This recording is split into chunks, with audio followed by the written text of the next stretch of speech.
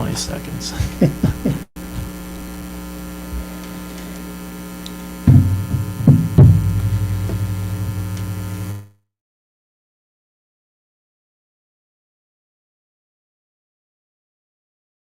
Oh, it started by itself.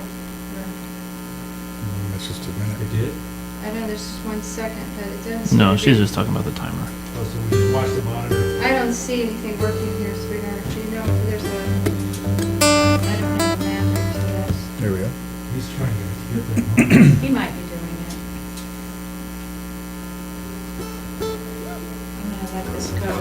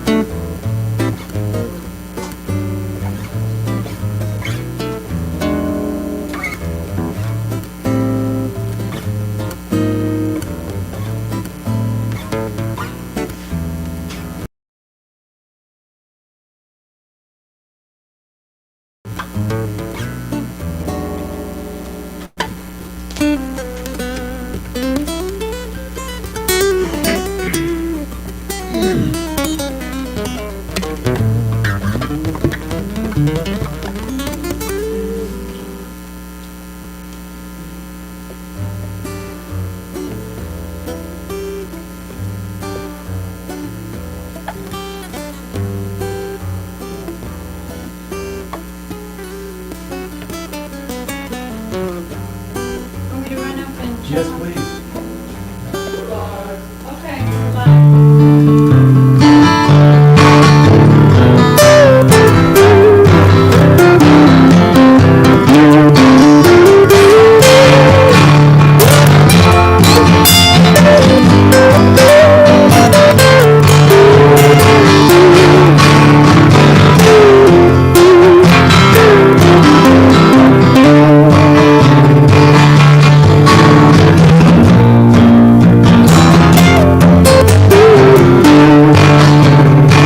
It seemed like a deep dark night, but follow me outside into the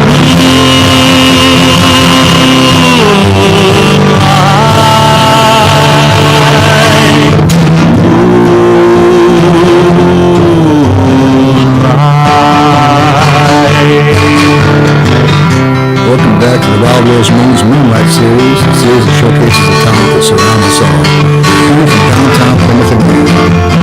Tonight we have Matt Watroba appearing, sharing his music expertise. With him is our host, John Bahler. Me, I'm Ryan Mear. Join me as we go off into the moonlight.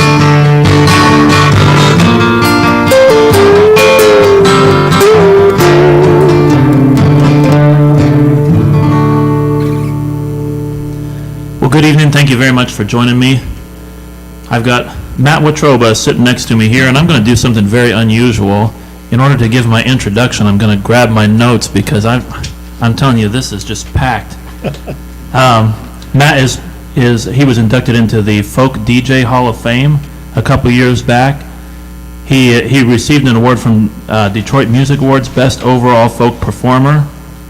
He's a fixture on radio. He was on WDET, Detroit Public Radio, for 20 years with the program Folks Like Us.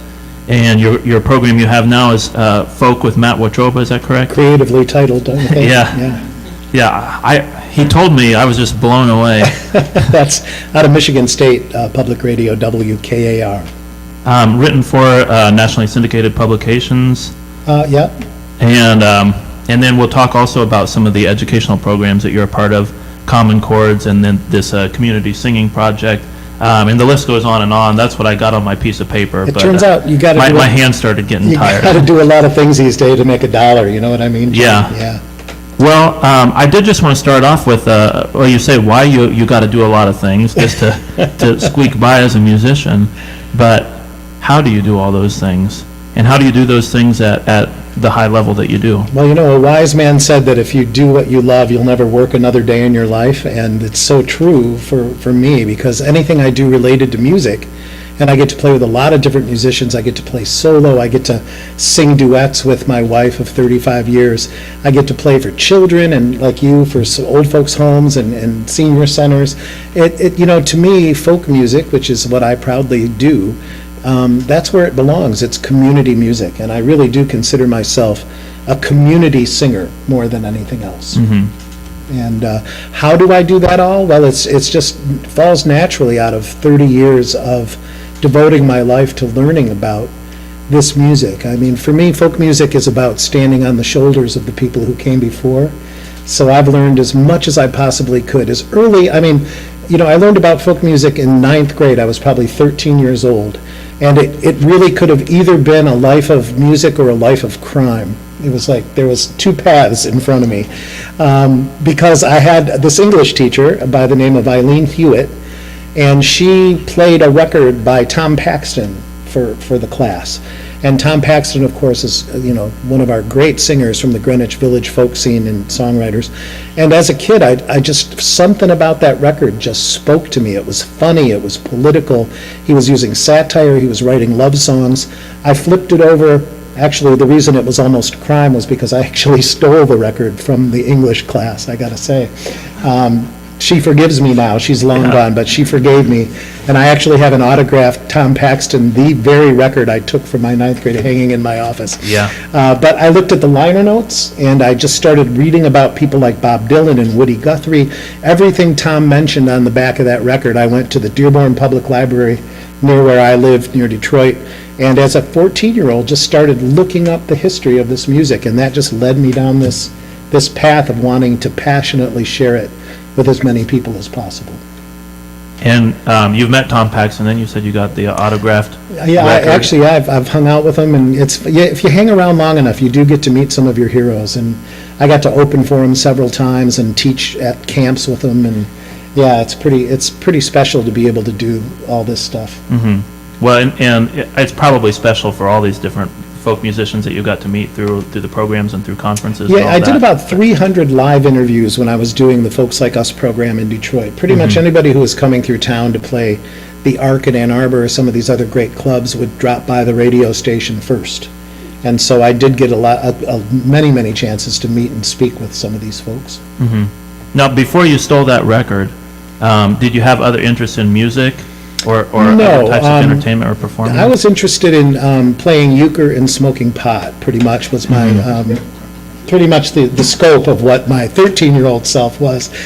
And art, like for so many other people, saved my life. And I don't mean that in a dramatic way. In fact, I'm writing a book right now called Art Saves Lives, because I think the story of athletics had been told over and over again about what they do for kids, and I think it's true. It does that. But there's an equal amount of kids. I was just talking to Jennifer earlier, who said she was a band nerd. Some people didn't throw balls well, but could carry a clarinet. Or could read the lines of Shakespeare. And for me, if I didn't discover theater and music when I was in 9th grade, I doubt I would have graduated high school. Yeah. And that's just the truth. Those things are as important to them as sport is. That's right. And we equally learn valuable lessons from putting on a stage production with each other. And so I think that story needs to be told. I meet people every day along my travels who talk about how if it weren't for the arts in school, they wouldn't have fill in the blank. And whether they make their living at it or not, it doesn't matter. Whether it's community theater, whether it's just playing songs after dinner on the front porch, it just enriches our lives in so many ways. Yeah, I feel the same way you do whenever I say that message.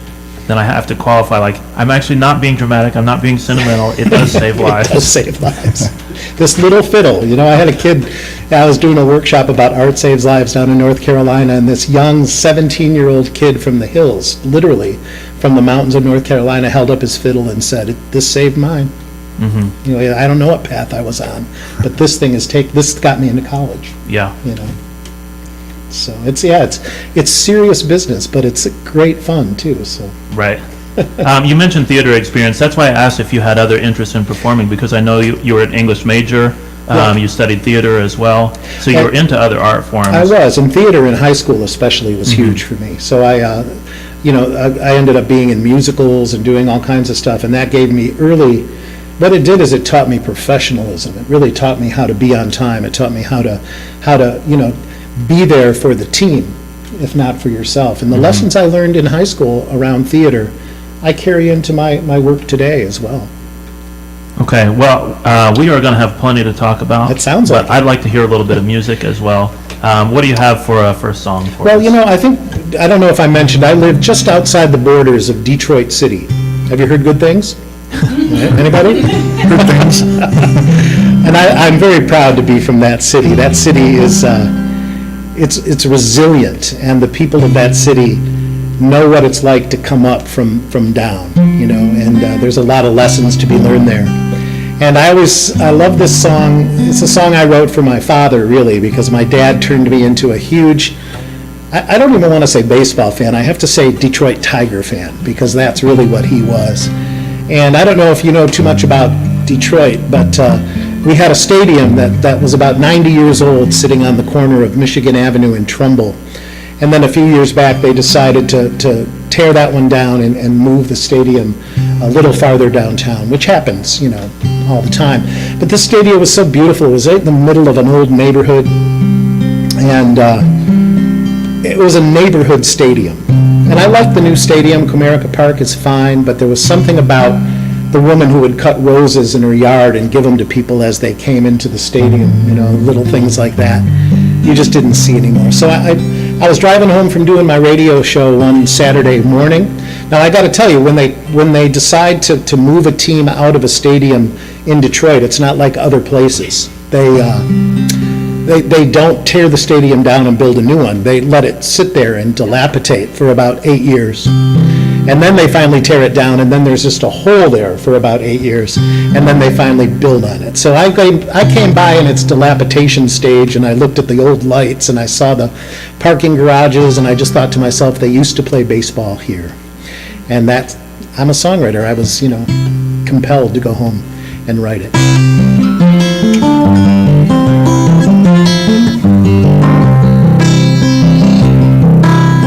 Drive on through the broken gate, past the booth now still and dark. Once the cars were bathed in light, spilling over from the park.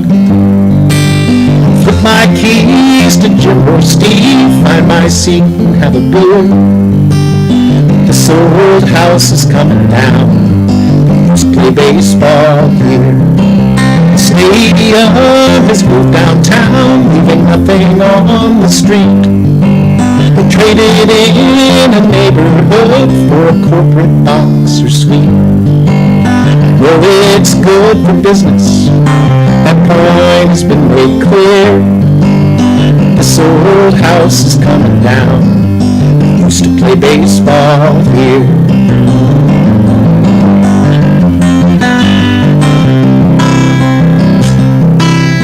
Game days we would stand outside and a line curled round the block. Gracie's eggs were worth the wait, and I loved her baseball talk. Marvel how the morning hours would somehow disappear. Gracie's place is coming down, they used to serve breakfast here. New joints out on exit 5, you don't have to stand in line. We traded conversation for a convenient place to dine. Here it's good for business, that point has been made clear. This old house is coming down, we used to play baseball here. Oh, we're moving forward, and I guess we probably should. But there's a cost for what we've lost when things are gone for good. Barber shop near Gracie's was a gathering place for guys. But between innings on the radio, they spent hours spinning lies. Ring of smoke, a dirty joke, for over 40 years. Saturdays are not the same, used to give haircuts here. New salons stretch on and on, Malt's place was cramped and small. We traded in a gathering place for a cheap cut at the mall. Oh, it's good for business, that point has been made clear. Saturdays are not the same, used to play baseball here. This old house, it's coming down, we used to play baseball here.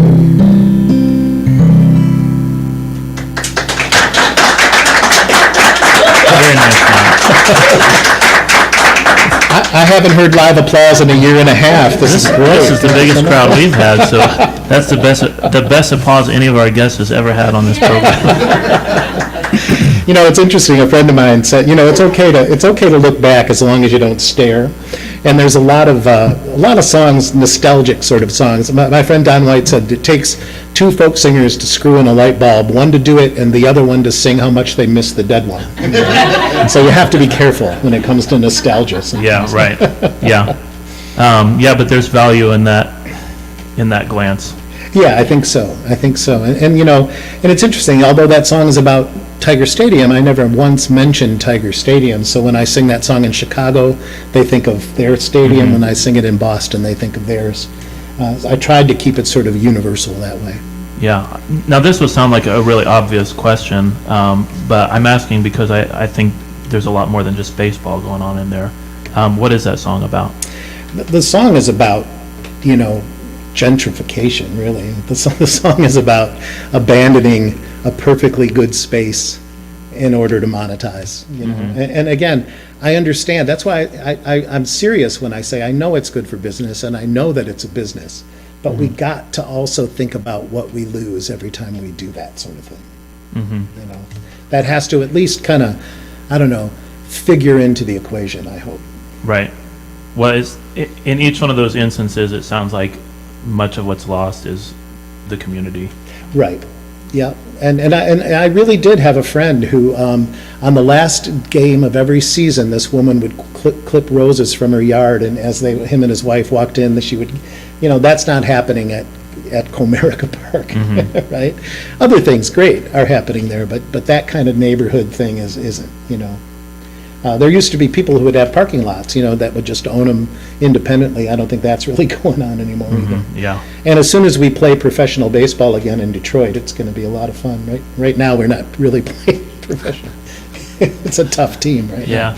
Now, when was the last time you played professional baseball? now. I had a huge career, 1 year in Little League. I'm surprised that wasn't in my resume. Well, I mentioned community, and I also wanted to speak about community in relation to music. You define yourself as a community singer. Yes. And that's kind of more important to your identity, maybe your professional identity, or maybe your identity as a person. Certainly as I get older, and in the last stage of my career, it's really what I've focused on more than anything else. And so what does that mean? What does it mean to be a community singer? Well, I guess it means a couple of things. One of the things I'm really proud of is the work I've done with my best friend, Robert Jones, who's an amazing blues singer, gospel singer, spiritual singer, African-American guy from Detroit. He's also a pastor of a church on the east side of Detroit, small little church. Robert and I met doing back-to-back radio shows at WDET, downtown Detroit. And we became fast friends, and we realized that our commonality really had to do with the music we loved. And we really started to realize that the music we love, which is American roots music, really tells America's story and really crosses racial lines, crosses political lines, crosses all that kind of stuff. Music somehow cuts to the heart of it all. And so we decided very early on, 30 years ago, that we wanted to spend at least a little bit of our working life going around and teaching, especially young people, about how if it wasn't for the sharing of music among cultures, different cultures in America, that we literally wouldn't have the music we have today. That's the way music art and, quite frankly, innovation happens. It's when people from different walks of life come together and share their story. And so that's what we tell people all across the country. And it's wonderful work. Now, out of that, you mentioned I do some writing for Sing Out magazine, which is what I did for years. They're not really operating right now, but about, 10 years ago or so, I was writing for the magazine, and I was out doing some shows in Boston, and I got a call from my editor, Mark Moss, and Mark said, hey, Pete Seeger turns 89 this year, and he was wondering if you'd be interested in doing an interview with him on your way home after the Boston gigs.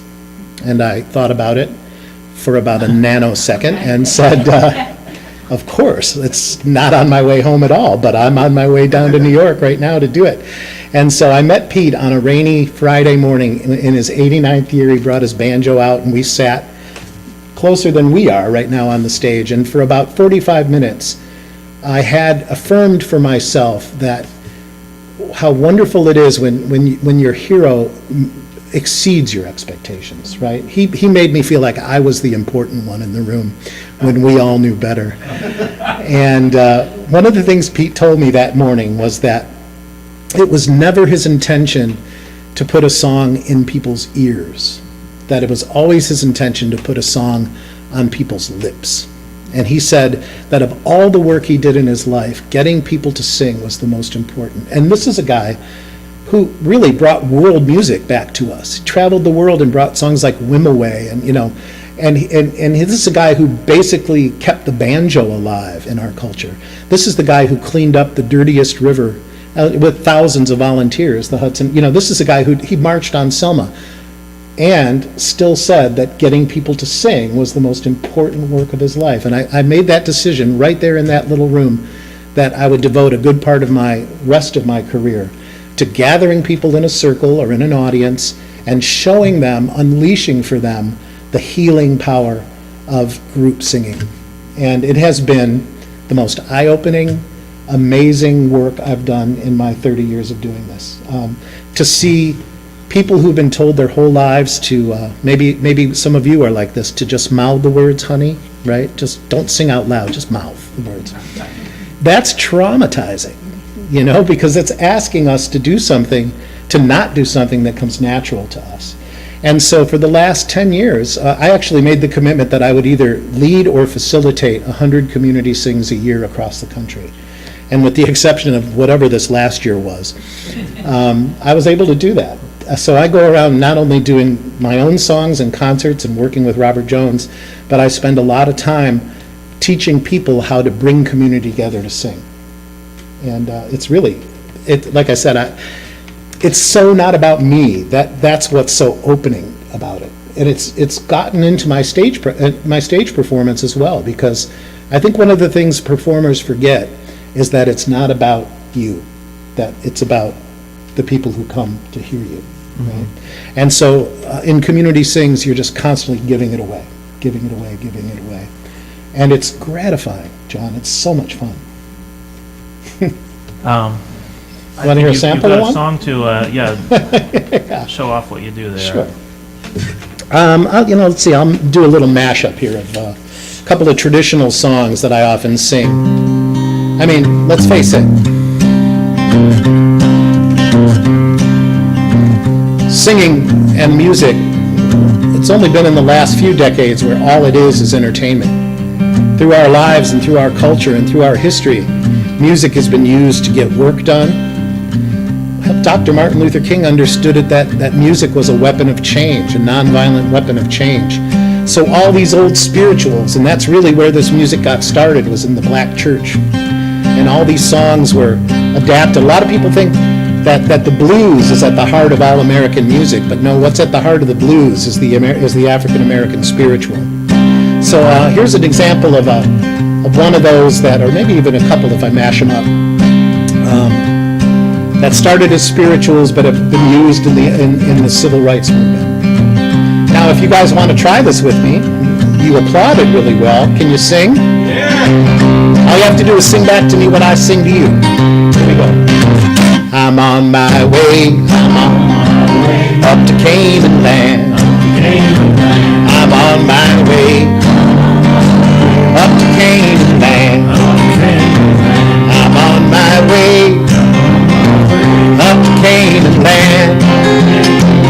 side, there's one line you have to learn, and it goes like this. I'm on my way, glory, hallelujah, Lord, I'm on my way. Try that.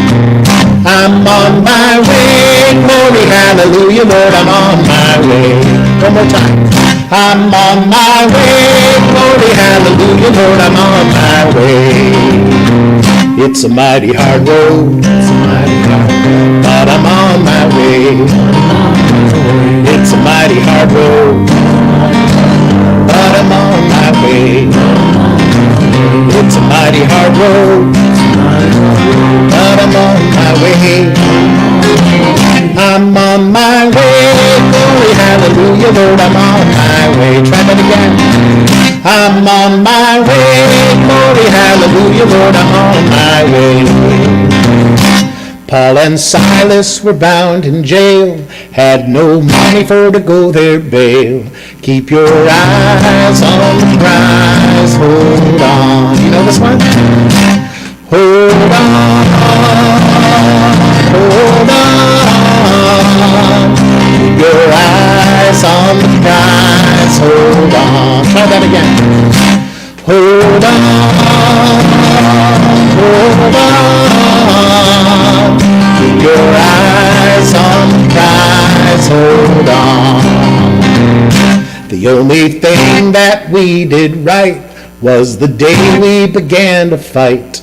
Keep your eyes on the prize, hold on. Oh, let's hear you sing.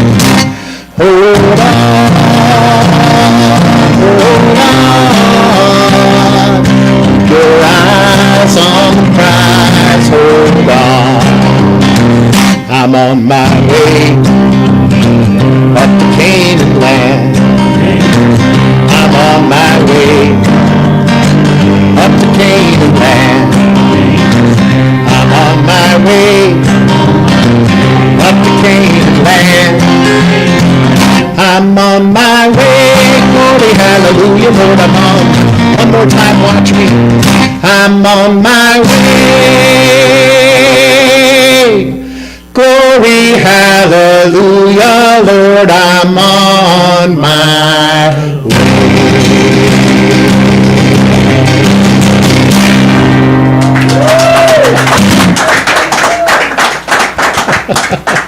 Just like that.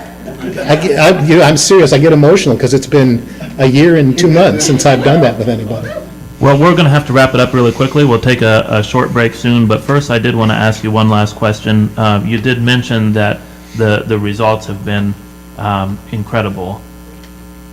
What do those results look like in your experience? Well, I have 6 different libraries locally in Detroit where once a month we get together and do this.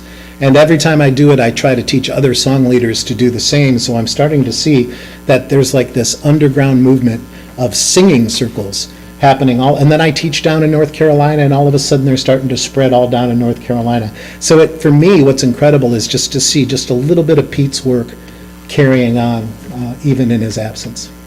Well, thank you very much, Matt. Oh, my pleasure. This is great fun. Yeah, we will, again, take a short break. Don't go too far away. Get yourself a snack, and we'll be back on in half an hour.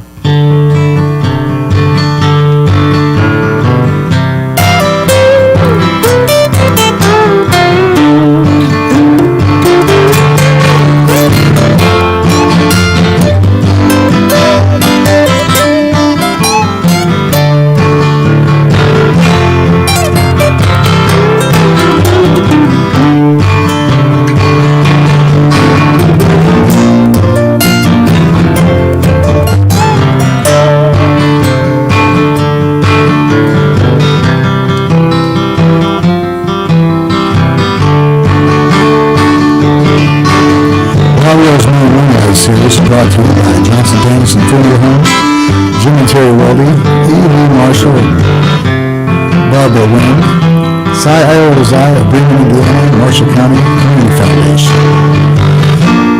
Thanks, everybody. We'll see you in a little bit. Maybe it seems like a deep dark night, but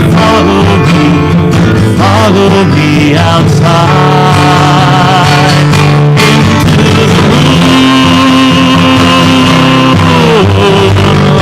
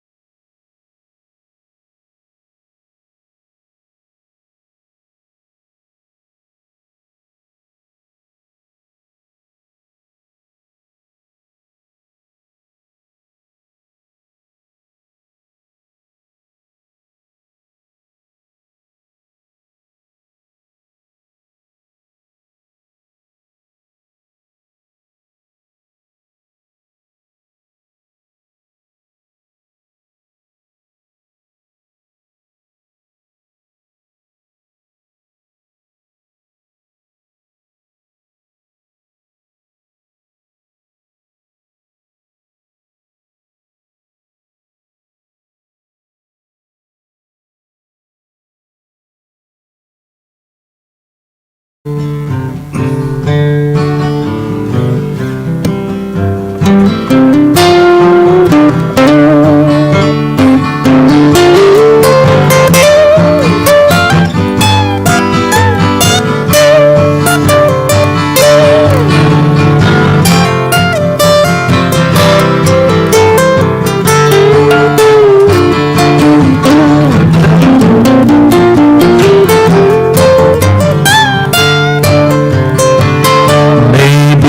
seems like a deep dark night, but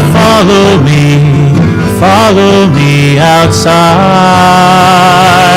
into the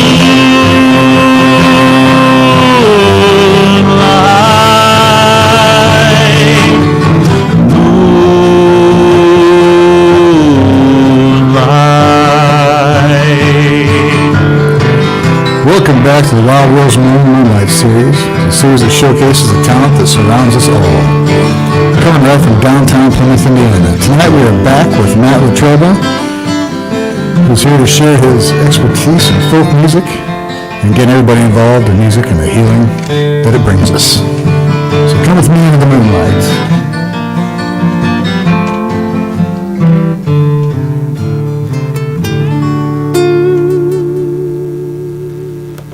Well, thanks for joining us again. I'm here once more with folk hero Matt Watroba.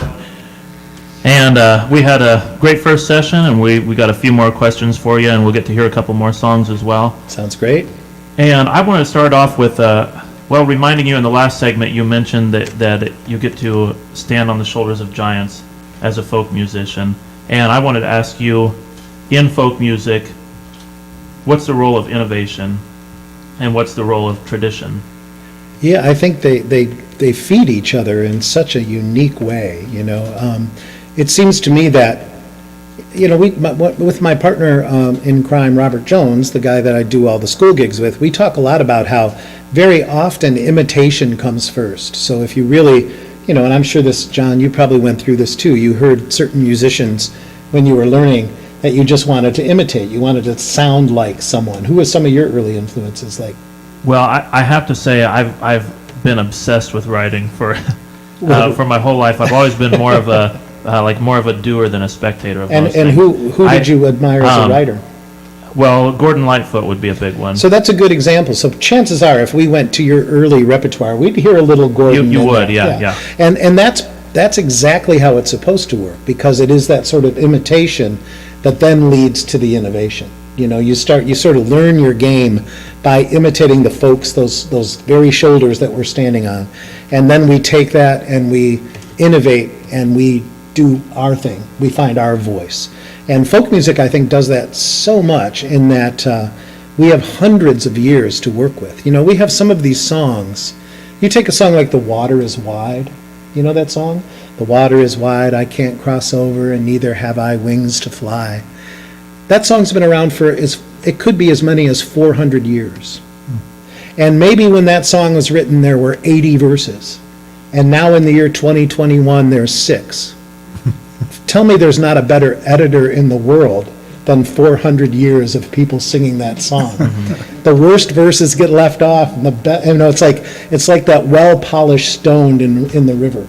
You know, and that's what makes folk music to me so interesting, is that you learn these traditional songs that have stood the test of time, and you base your writing on the essence of what makes those songs so interesting. And I think probably as a songwriter, what you learn is that the best thing that could happen to one of your songs is to have it being sung 400 years from now. Can you imagine? You know, it outlives us. So innovation comes from first learning with respect and reverence what came before you, and then building off of that. Now, my answer, I know it wasn't what you were looking for, but I started with, as I said, this obsession with creativity, and I had to get a little older before I really focused on building a large repertoire of other people's work. But you also, I know, were totally influenced by the fact that you had a father who played music. So you've been surrounded by Right, yeah. his influence as well, I would imagine. Right. Yeah. And, that's another shoulder to stand on. So for you, what does the process of innovation look like? I know, here's the thing, I've interviewed 300 people, so every time I get interviewed, I end up interviewing the person interviewing me. Yeah, I'm more sorry, say interesting that way, right? Say that question again. Yeah, I've heard enough about myself. Let's find out about you, John. What was your question? I'm sorry.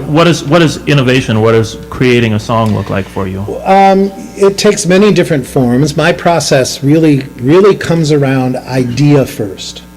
So, what I will mine my creative mind for is what would be a good subject, and maybe more importantly, what would be the angle in?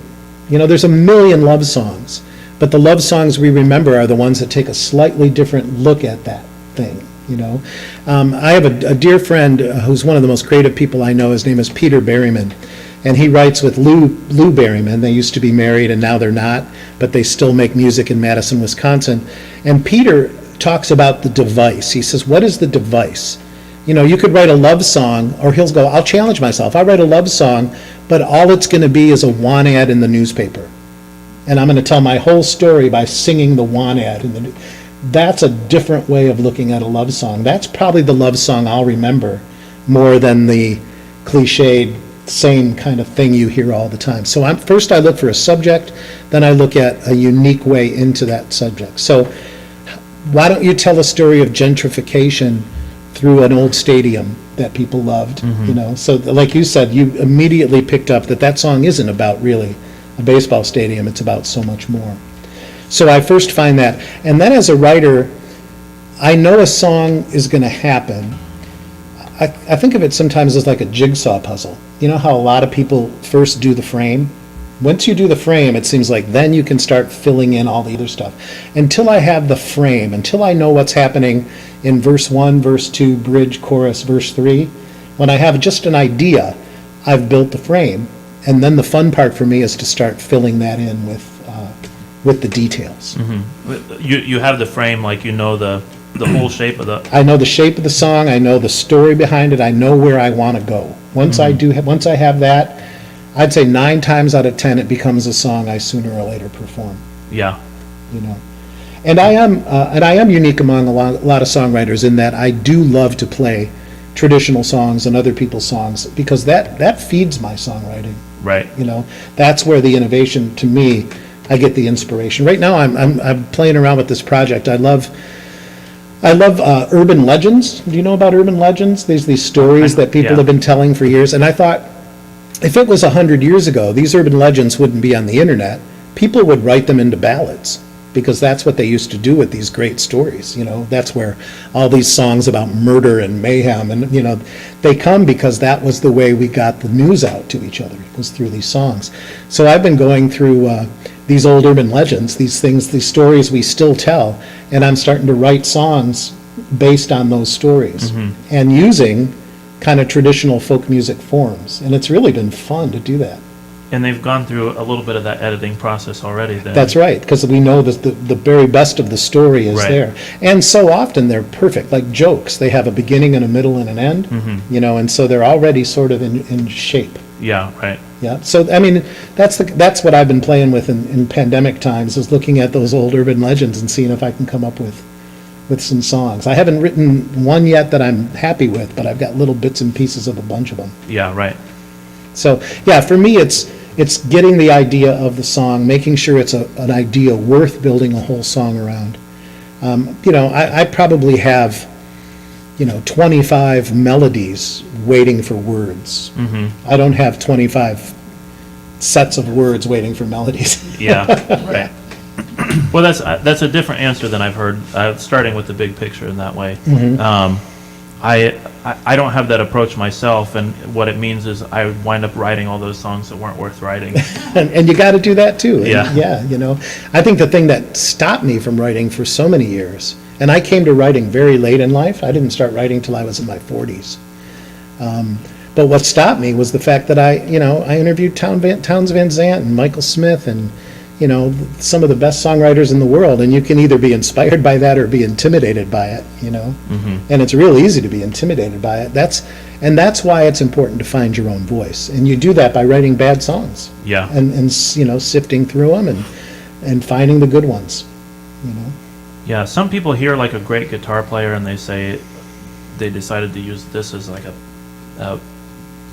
pot for plants or Yeah, something cook like beans that. in it, right. Yeah, right. I don't need this, And- I don't need these strings anymore, certainly. I don't know. Anybody, I want to say I've never been intimidated by like a great musician or a great songwriter. Not that I thought I was going to be as good as the great people, but they open up a kind of wonder for me. They do, me too. And they set the bar pretty high. And that's what you have to worry about, because you got to be able to write the bad ones. I mean, sometimes it's just what you do to get to the good ones. And I know a lot of people who get absolutely stuck on not being able to sort of write the bad ones. Yeah. Yeah.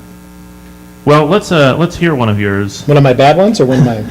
That's your bad. Yeah, if you want to share a bad one, then Well, who knows? It's in the eye of the beholder, I guess, in the ear of the beholder. And that's the other thing to remember too, that this stuff, there's no rules about this, because it is utterly and completely subjective. I could love a song and you could hate that very song, right? And that doesn't mean it's a good or a bad song. It's just that there's more to it than that. We bring an audience in, and the person listening is an important part of it. Well, here, I'll tell you, this is the second song I ever wrote. Again, I didn't write songs for my first 40 years.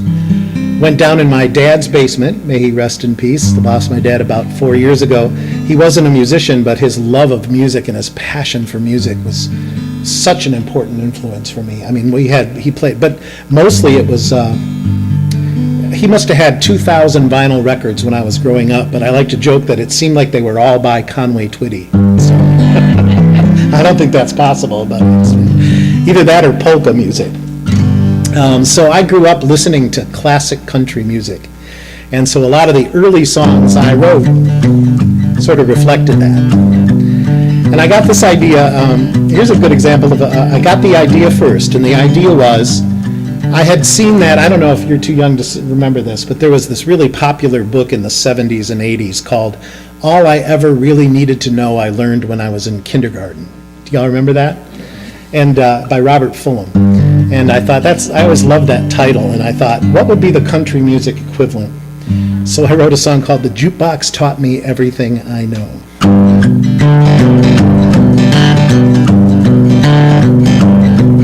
Well, I never went to college or attended private school.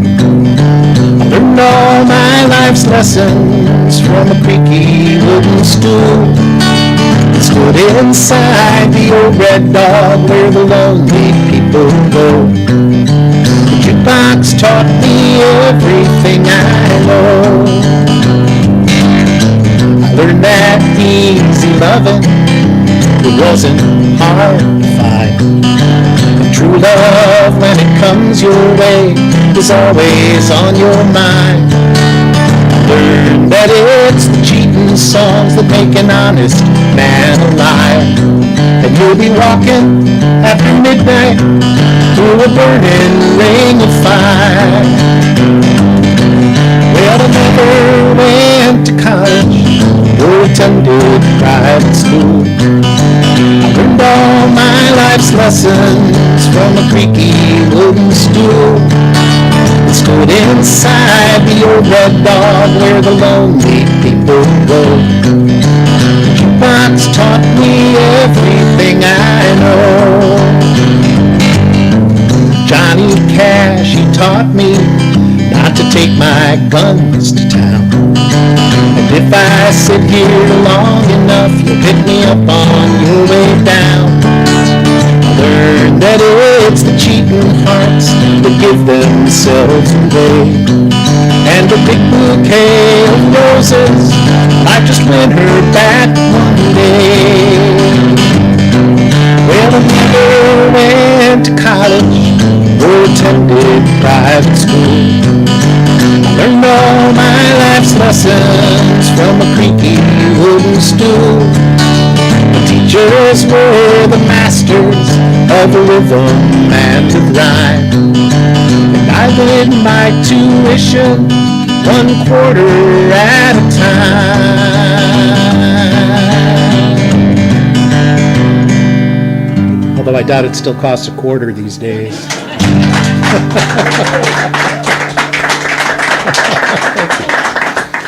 I still can't get used to the applause. This is too good. This is too good. You mentioned that you started writing when you were 40 years old, and you gave a little bit of an explanation for why that is, with some of the people that you were interviewing being kind of an inspiration for you. But I also I think there's a little bit more to the answer, so I want to keep digging at that. Why did you find it was something really important or really worthwhile to do?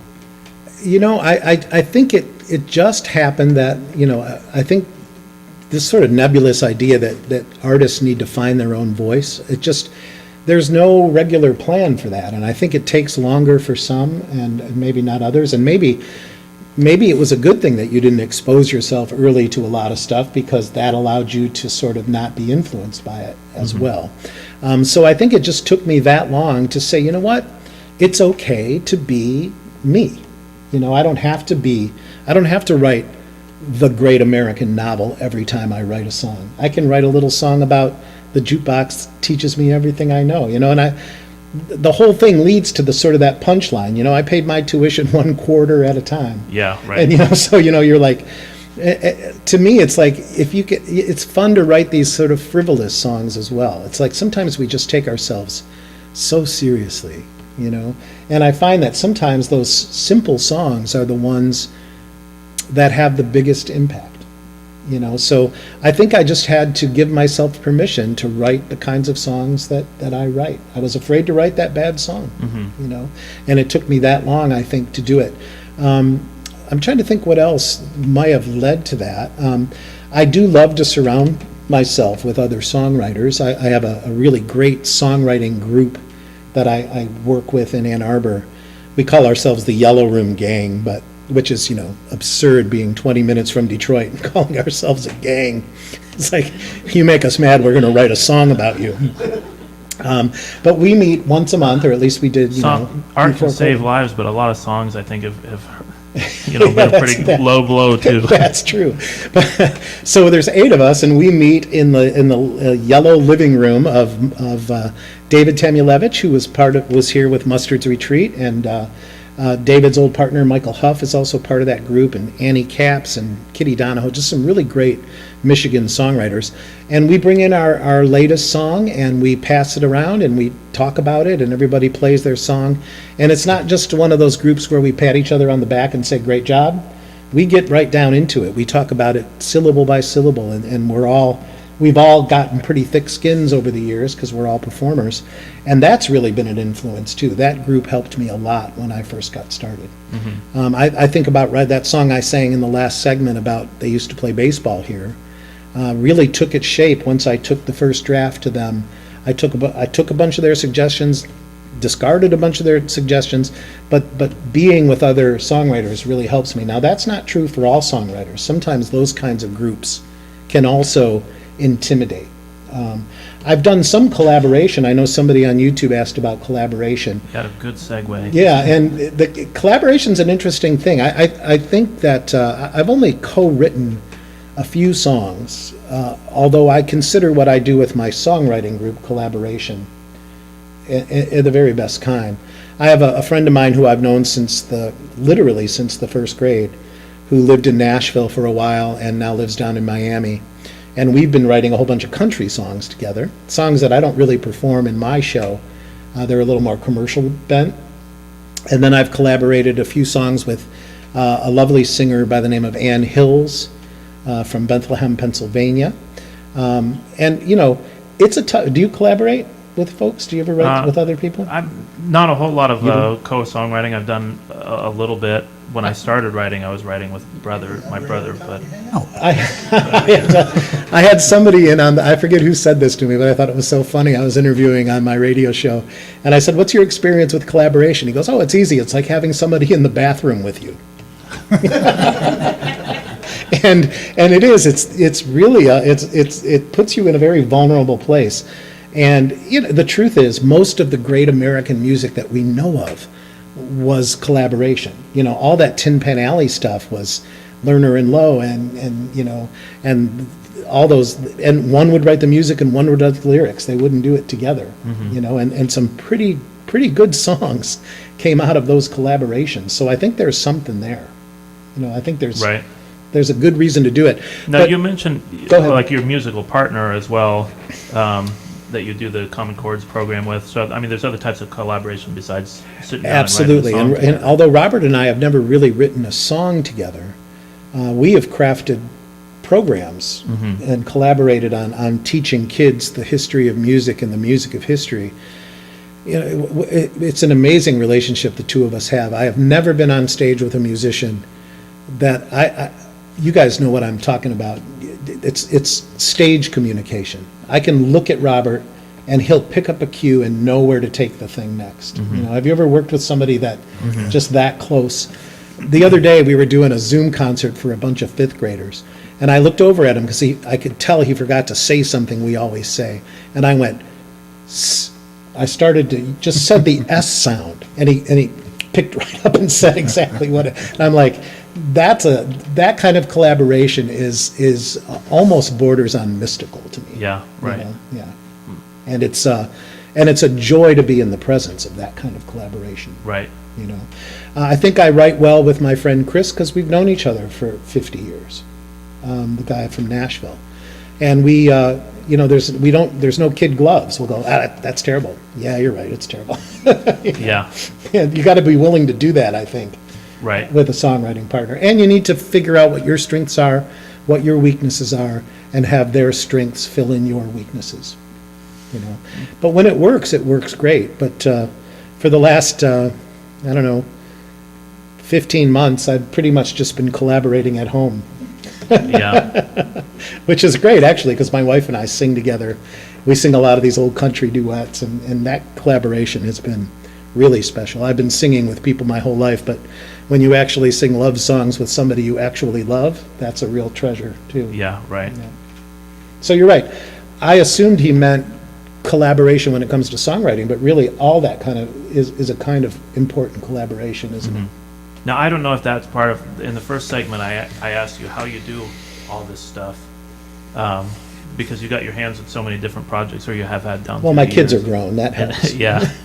No, I was just going to ask if maybe collaboration is part of that, like how you're able to do so much is when you're working with somebody else, you can do more. Yeah, well, certainly that's true. Collaboration with the Yellow Room Gang, collaboration with Robert, and it always stays interesting to me, John, because I do so much stuff. I have friends who go out and pretty much play the same show every night, and I understand the showbiz of that. That's what a lot of show business people do. But I'm very lucky that on any given week of gigs, pre-COVID, I could play in a camp for underprivileged kids. I could play a concert on the weekend for a bunch of adults. The day before, I would play in a school with Robert Jones, and my wife and I would sing in a library, and then I'd do a community sing.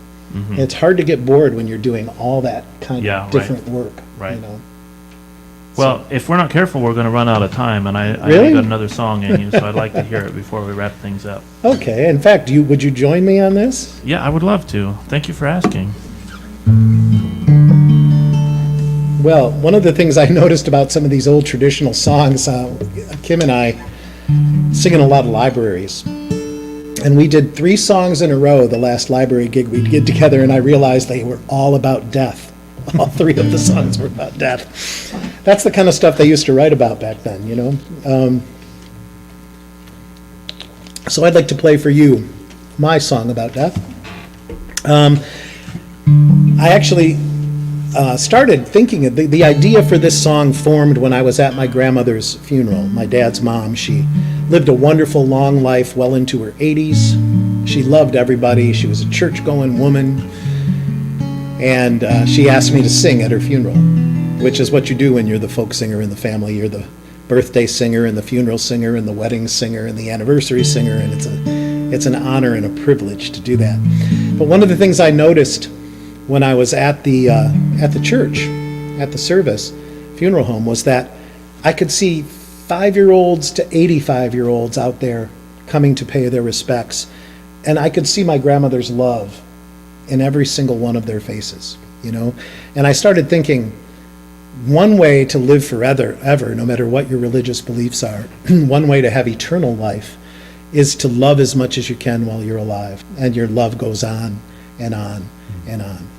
So 10 years later, I remembered that idea when I became a songwriter. I was getting to the end of a project that I did called Jukebox Folk, which was my love of country music. And I wanted to represent the bluegrass quartet sound. And so I came up with this little song called How Will I Leave? You ready?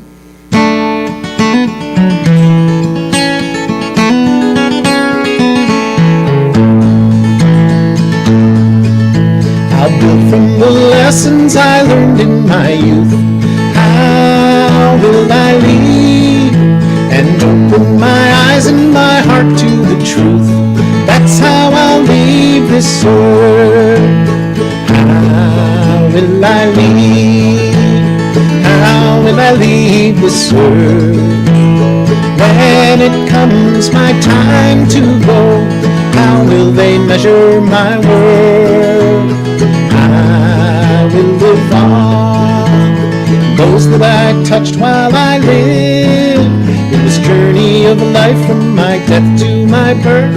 That's how I'll leave this earth.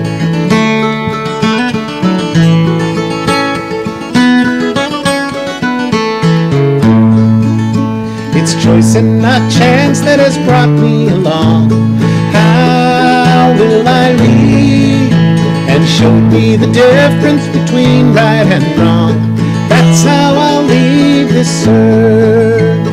How will I leave? How will I leave this earth? When it comes my time to go, how will they measure my worth? I will live on those that I touch while I live in this journey of life from my death to my birth.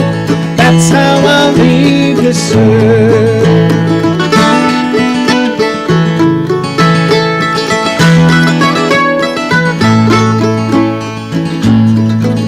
Some say we'll live on up in heaven above.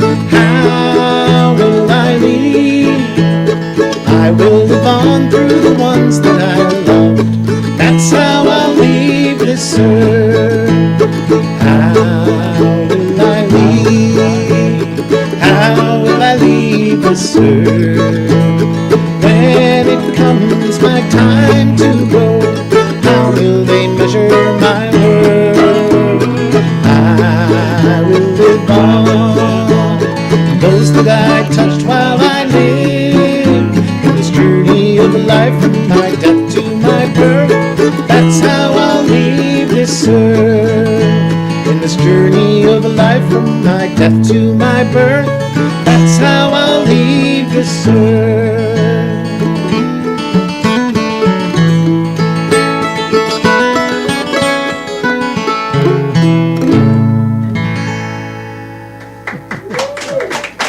Thank you very much. Thank you, John. That was great. Is that what happens Well- when you leave your guitar in the dryer for too long? It turns into one of those little... Yeah, I mean, I have people come up and say, like, well, that's a really little guitar. Well, thank you for joining us again. I'll have just one more question for you. Maybe I already know what the answer to this is, but of everything that you've done, your experience on radio programs, interviewing folk musicians, your writing experience, the singing and performing that you've done, what is it that you're most proud of? My new granddaughter, maybe? You know, it's funny. I will always, always, always stay grounded in that. You know, Yeah. it's like the family that I've had the pleasure of being a part of, both my parents and then Mary and Kim. We have four grown children now. We just literally got our new granddaughter, very first one. And to me, I work for them, you know, so all the stuff I do is so that I can have that life. And I saw enough of those VH1 videos and documentaries where, you see all these people who devote their entire life to this stuff, to music, to the tune of 4 wives and not knowing their children. And I would never, ever let that happen. you Yeah. know. Not that I ever flirted with being famous, but if that's what famous was, you can have it. I'll do what my other hero, Utah Phillips, said. He goes, I got into folk music not to make a killing, but to make a living. Yeah. And so for me, what I treasure most is the fact that I can do all this stuff and still stay grounded in family and friends and love. Okay, that's even better than the answer I thought you were going to. Well, That's better than the answer I thought I was going to say, actually. well, thank you very much, Matt. My pleasure, It's been a John. great This has been time. fun. Yep, good having you. Thank you all for joining us. Thank you, man. I got a whole room full of people on here. Thank you, Ryan, for the announcing and the guitar pick, and thank you, George and Jim and Matt Scutchfield, Jennifer Reed. I think she's back in the dark somewhere. This place is amazing. Whatever you have to do to keep this place going, do that. That's what we're doing.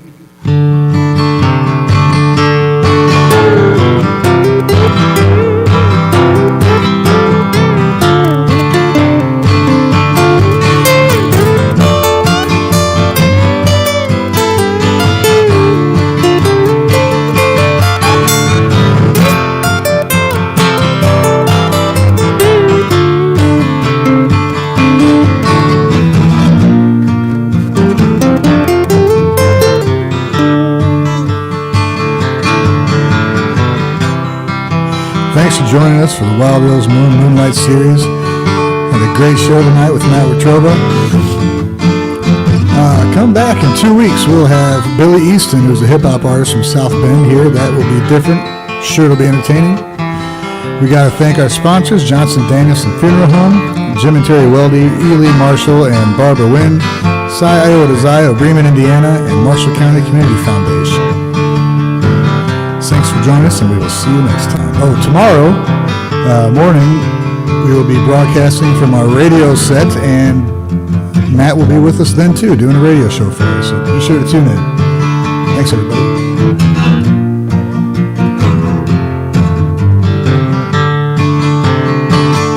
Maybe it seems like a deep, dark night